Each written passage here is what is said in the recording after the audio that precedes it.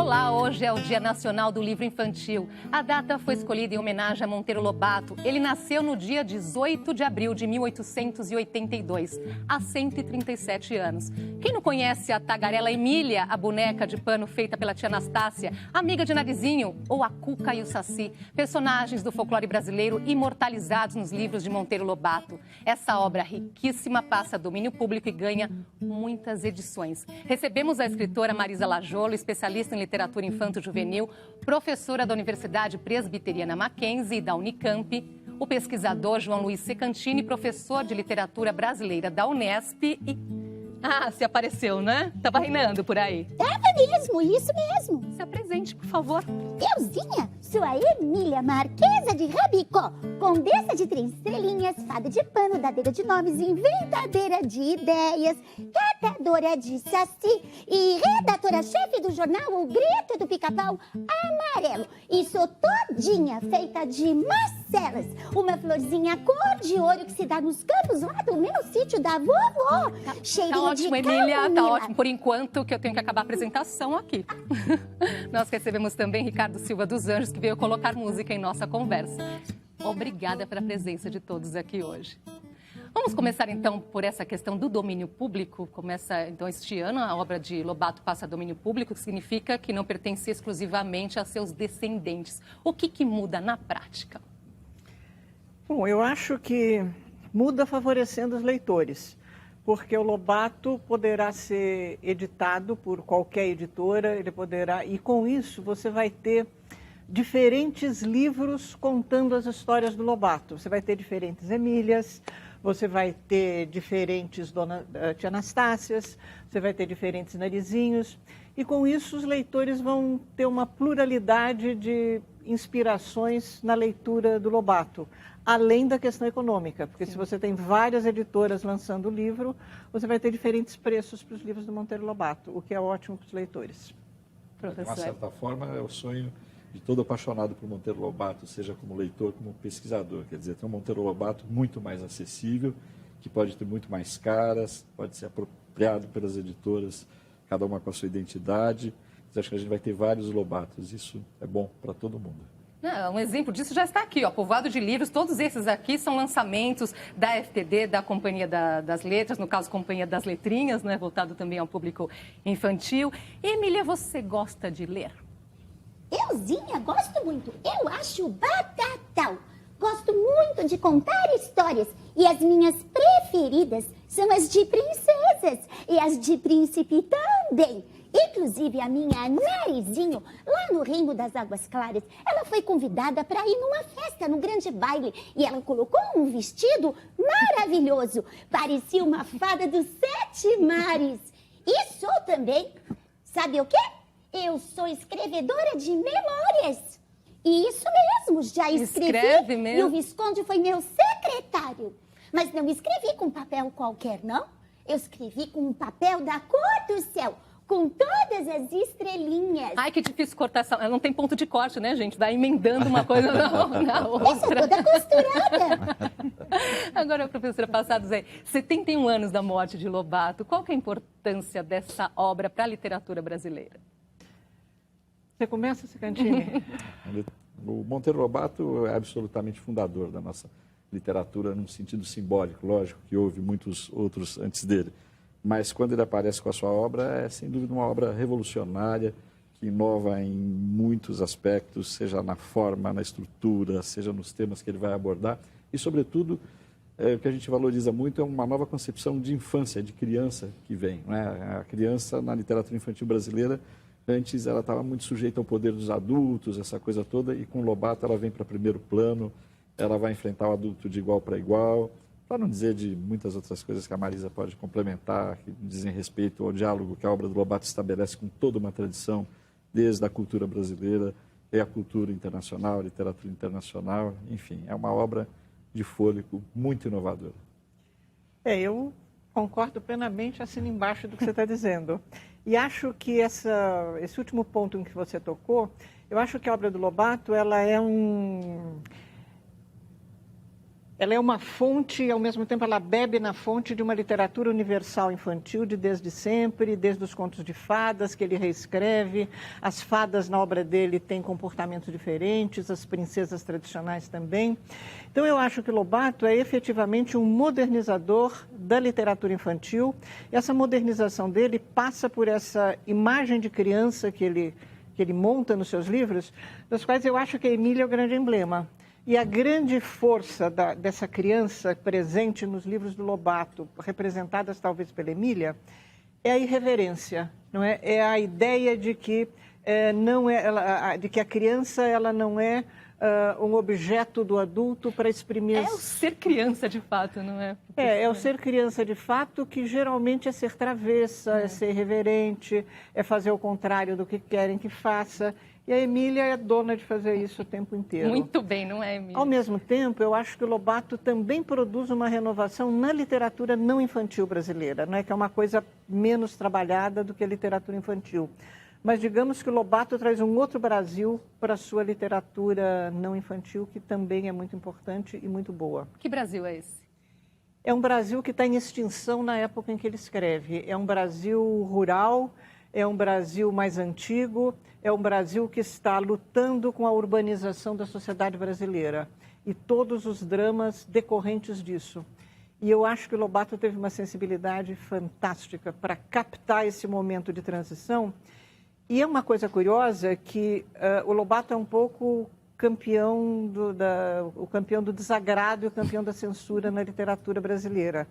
Essa percepção do Lobato, da transição do Brasil, é meio que condena o Lobato a ser o pré-modernista, né? Ficando a ideia do modernismo restrita aos advogados de um Brasil urbano, de um Brasil moderno, em termos que não eram efetivamente os termos, não eram os níveis de modernidade da sociedade brasileira na época em que ele escreveu. Na época em que escreveu e hoje, né, só aproveitando, citou essa palavra censura, houve essa polêmica recente justamente de um conteúdo racista na obra de Lobato, professor.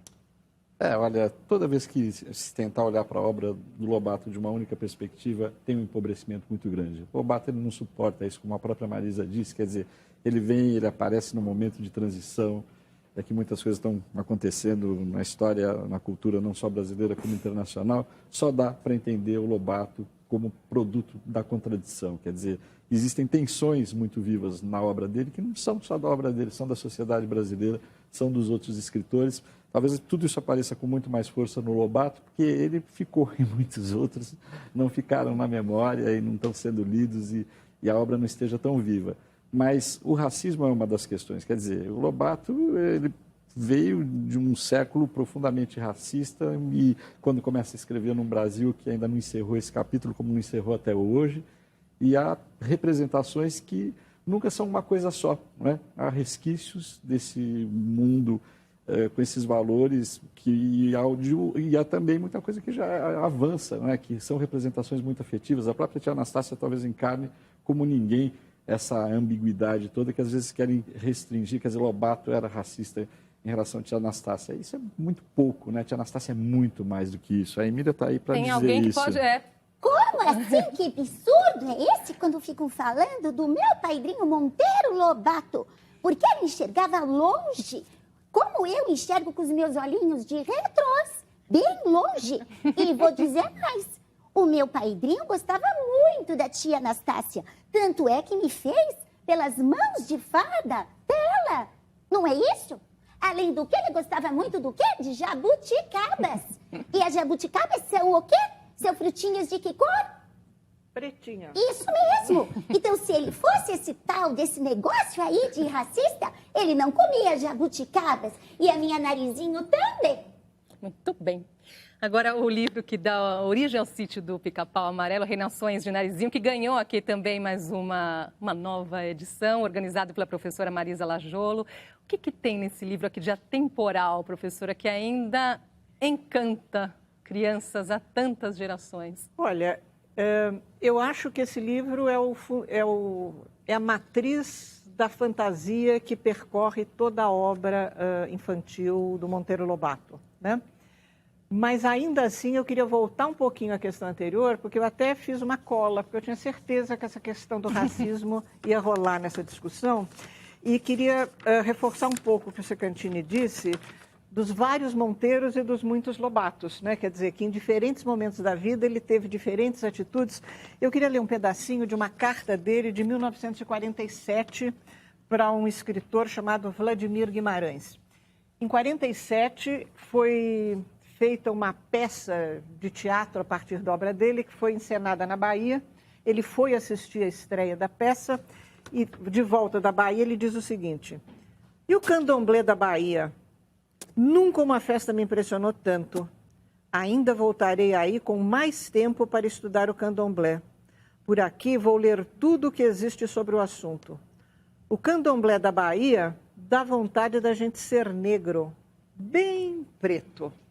Olha só, enaltecendo as nossas raízes, as raízes africanas também. Como é que, quer dizer, é claro que a obra dele, tanto a infantil quanto a adulta, ela é cheia de ecos de comportamentos da sociedade brasileira relativos à forma como o negro é visto, ao preconceito contra o negro. Agora, eu acho, e aí a edição da Companhia das Letras manteve todas as passagens que são vistas como preconceituosas, porque eu acho que a filosofia da edição foi que, se apagasse isso da obra do Monteiro Lobato, você desfigurava um momento da sociedade brasileira. Precisa entender o contexto, então, em que ela está. Sim, mas também a questão de que, se você apaga as marcas de preconceito na cultura brasileira, os movimentos negros deixam de ter razão de ser. Né? Quer dizer, seria uma sociedade já completamente apaziguada. O que a gente fez foi, nessas passagens, a gente inventa um diálogo entre a Emília e alguma outra personagem, e daí se discute esse contexto, mas também sem aquele tom professoral de nota de rodapé. Né? Não é uma coisa anônima, é a Emília sempre brincando e dizendo essa história, por exemplo, que foi criada pela tia Anastácia. A FTD também lança várias edições, né, professor, sobre também o seu trabalho, títulos. Aí vários títulos. Ainda, nos títulos que foram editados, ainda não apareceram esses que têm causado mais celeuma, mas é lógico que há muitas possibilidades editoriais, não é? Há também aquelas que podem estar mais preocupadas, talvez, com uma criança pequena, leitora, e eu também já assumi, às vezes, essa posição bastante rígida, que não se mexe no texto de um autor clássico, mas dependendo de como for a circulação, pensando muito na criança que está ainda num processo de formação psicológica, como leitor, etc. Tal, hoje eu tenho, assim, informações de mediadores muito preparados que sabem que, às vezes, quando um livro que tem representações do negro pejorativas e com crianças que já vêm de um ambiente onde essa questão é bastante discutida, uma família militante, que já tem uma certa consciência do problema, às vezes a criança se identifica de uma forma negativa, sofre com aquilo, às vezes sofre o bullying dos colegas. Então, não me parece hoje, mais como eu já cheguei a pensar, em alguns casos, que dependendo do tipo de edição e para o público em que ela vai circular, que não se possa mexer um pouquinho no texto. Até o editor se valendo um pouco do próprio Lobato, porque ninguém mais iconoclasta do que ele quando publicava os autores da sua editora. Ele mexia com vontade, nunca uma edição era igual a outra, nem das suas próprias obras, nem de outros editores. Agora, lógico que isso tem que ser feito com muito bom senso. É importantíssimo que existam edições como essa que a Marisa, né, nos fala da Companhia das Letras, mas podem existir muitas outras, talvez, que façam recortes. E é muito curioso, porque essa polêmica das questões mais, vamos dizer assim, francamente racistas para os valores de hoje, representam muito, muito, muito pouquinho do texto do Lobato.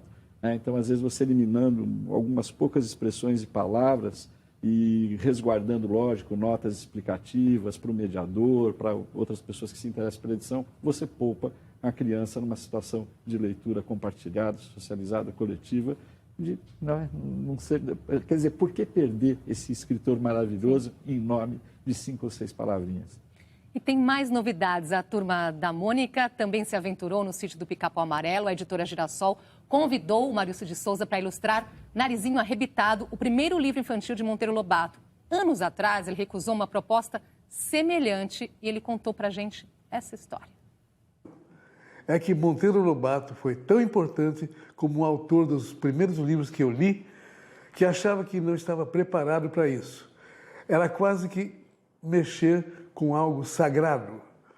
Mas no caso de hoje, quando várias editoras estão republicando, e cada qual à sua maneira, os livros de Lobato, eu vi que era o momento de me juntar aos vários desenhistas que ilustraram sua obra, e tudo aconteceu no tempo certo. O que vejo de melhor nessa edição é que a escritora Regina Zilberman fez pequenas adaptações pontuais, atualizando algumas expressões para que Lobato inspire as novas gerações, como sempre fez.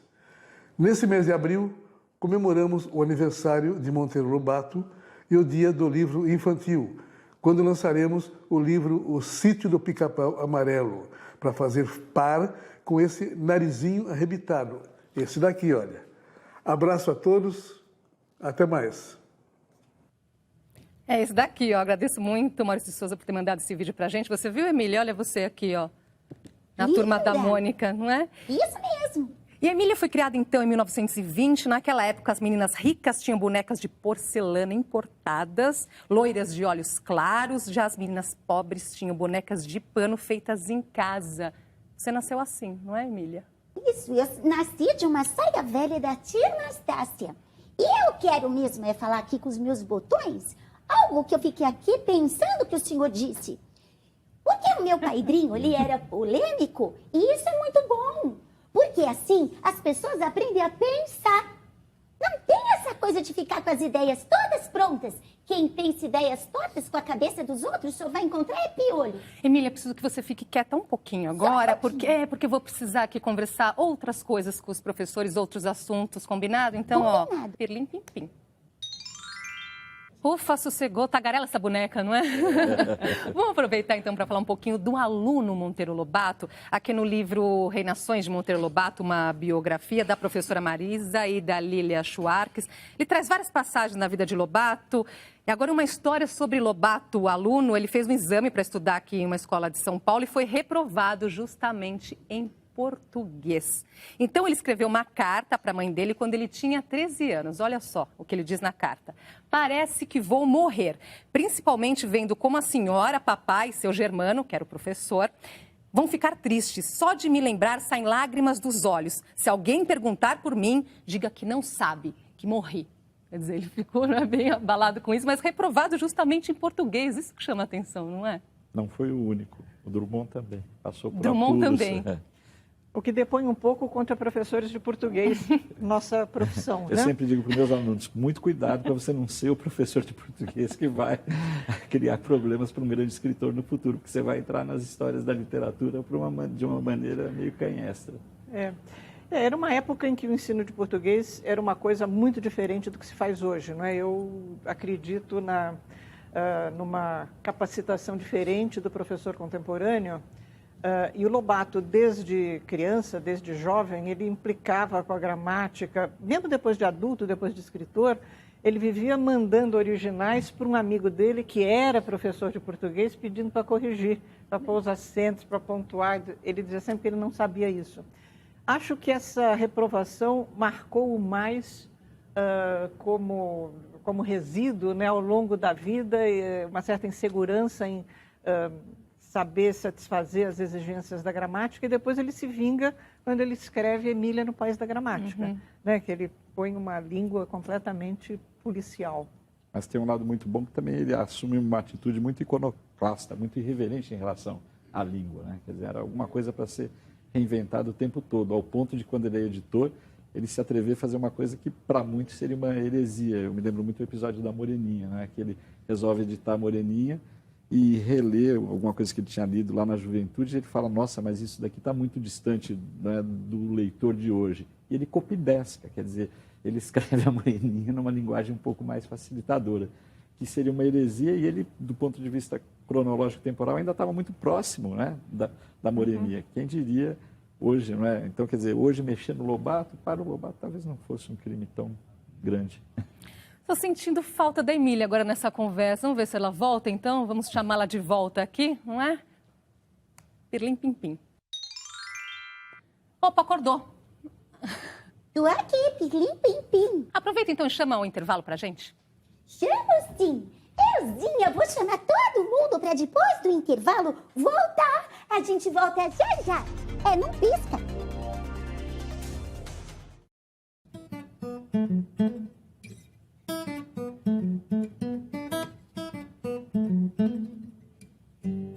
Já estamos de volta com o Panorama e hoje falamos sobre Monteiro Lobato. Com a gente, os professores de literatura brasileira Marisa Lajolo e João Luiz Secantini, a ilustre personagem Emília e o músico Ricardo Silva dos Anjos.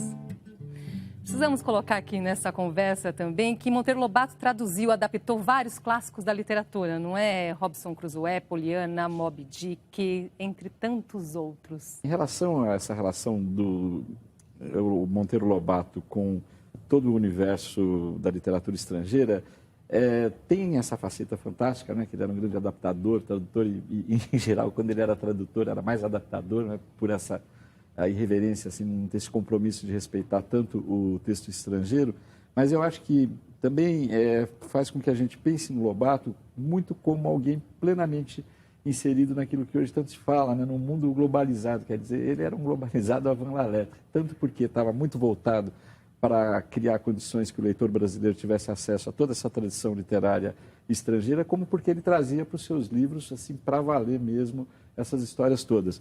Um livro pouco lembrado do Lobato, que é o Pica-Pau Amarelo, se fala muito assim a saga do Pica-Pau Amarelo, mas pouca gente às vezes conhece este livro. Esse livro é um primor, porque realmente na história que ele vai contar aqui com a turma do sítio, ele traz simplesmente todas as tradições do universo da fantasia, de várias culturas, dos contos de fadas, da Grécia antiga, das Mil e Uma Noites. Estão todos os personagens ali interagindo com o pessoal do sítio. Isso, naquele momento, é muito inovador e faz com que esse livro seja um dos que estejam mais vivos para a criança de hoje. Muito bom isso, não é, Emília? Outros personagens aí, além dos personagens do sítio. Tô aqui pensando. Você gosta de algum deles? Gosto de muitos. Inclusive, eu trouxe a chave aqui do tamanho. Isso, porque ao lado do sítio do Pica-Pau Amarelo tem as Terras Novas, não tem? E lá estão todos eles. Tem a Capinha Vermelho, tem a Alice no País das Maravilhas, o papai já apareceu lá, tem o Minotauro, tem o Centauro, tem todos eles, tem muitas histórias por ali.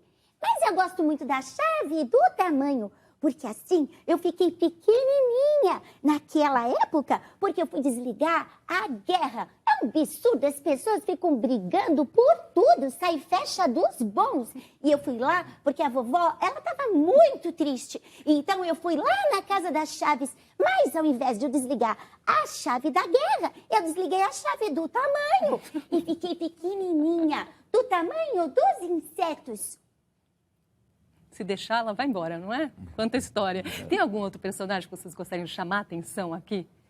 Na chave do tamanho que a Emília mencionou, e que fica pequenininha e mora na cartola do Visconde, ela é um livro que fala da Segunda Guerra. É um livro onde aparece o Hitler, o Mussolini, o ministro da Inglaterra. Ou seja, o Lobato é um panorama, para homenagear o seu programa. Muito bem.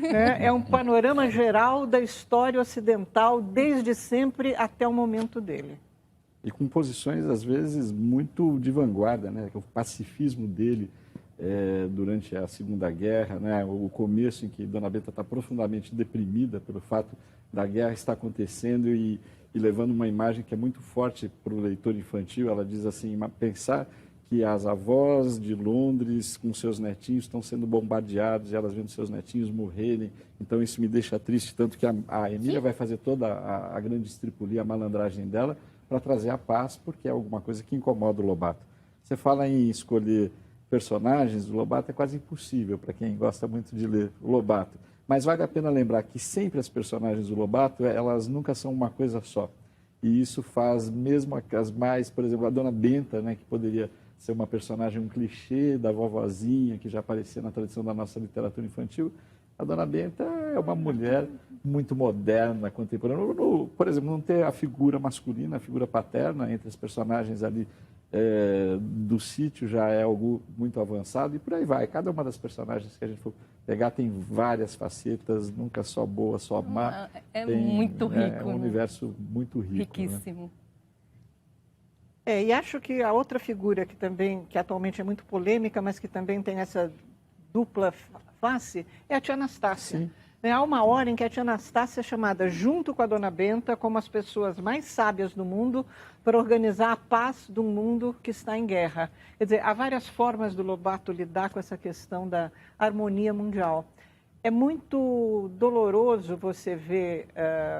outro dia alguém estava comentando isso, que eu acho que é muito doloroso, uma certa melancolia no fim da vida do Lobato. Sim, né? As últimas obras dele, como... a fantasia salvando e curando aquela melancolia, mas que, assim mesmo, ela transparece um pouco nas obras. Ele escrevia muitas cartas, né? A professora já leu aqui uma, eu li uma outra. Vou encerrar lendo uma terceira aqui, são muitas, tem várias aqui no livro da biografia. Vou ler o trecho aqui de outra, que dessa vez foi escrita para o neto dele. O meu coração já cansado de fazer tic-tac. Isso quer dizer que não vou ficar muito tempo neste mundo. Breve me mandarei para o outro, onde a vida deve ser mais agradável porque não há corpo para carregar. Então, me divertirei muito de puxar a perna e fazer outras reinações com os vivos. Ele escreveu essa carta em 1948 e faleceu no mesmo ano. Para terminar, então, o que o mantém vivo? Eu acho que a profunda compreensão do espírito brasileiro, do tempo dele, e de uma espécie de universalidade do espírito infantil representado pela Emília como uma forma de antídoto ao desalento. São tantas coisas, mas uma que particularmente me toca, acho que é um escritor que escreveu para crianças, para adultos, mas no caso da sua literatura infantil, ela tem uma capacidade de integrar realidade e imaginação como poucos, assim. Ela incendeia o imaginário de uma criança, de um leitor qualquer, mas ela fala muito e de uma forma bastante crítica sobre o aqui e agora. Isso eu acho que ele fez como ninguém e mantém a obra dele muito viva. E você, Emília, o que você aprendeu com ele que leva para a vida? Não esquece jamais. Eu aprendi a ter coragem, muita coragem, e também acreditar nos sonhos. Sabe por quê? Porque tem um livro que é o Caçadas de Pedrinho, que ele dizia que o que importa não é ser gente grande, e sim gente de coragem. E também os sonhos são assim. A gente sonha e depois transforma tudo em realidade. Olha eu aqui para provar. Eu acho um absurdo que ando falando de mim mesmíssimo nos livros. Todos dizem que eu não tenho coração, que é falso. Mas eu tenho coração, sim.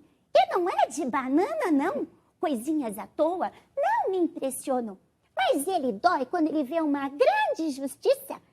Eu estou convencidíssima que o maior mal da humanidade são as injustiças. Por isso eu preciso ler e reler todas as histórias do meu padrinho. Com pra certeza. Aprender a pensar. E tenho dito. E tenho dito.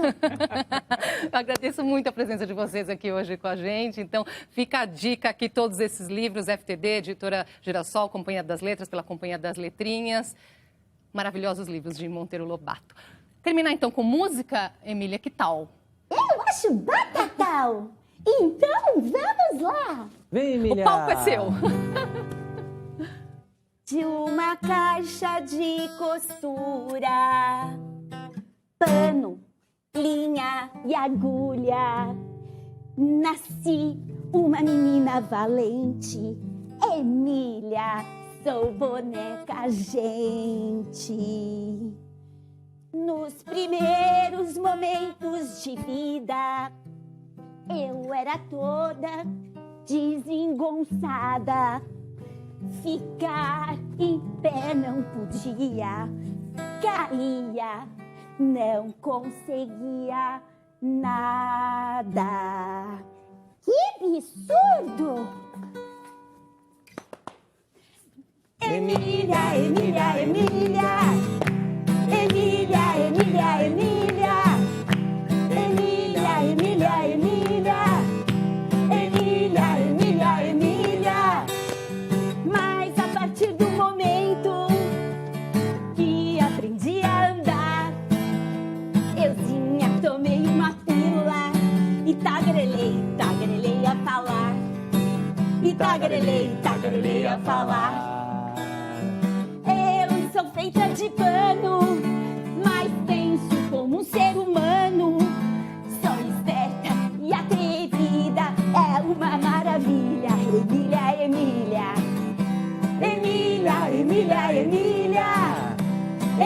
Emília, Emília, Emília.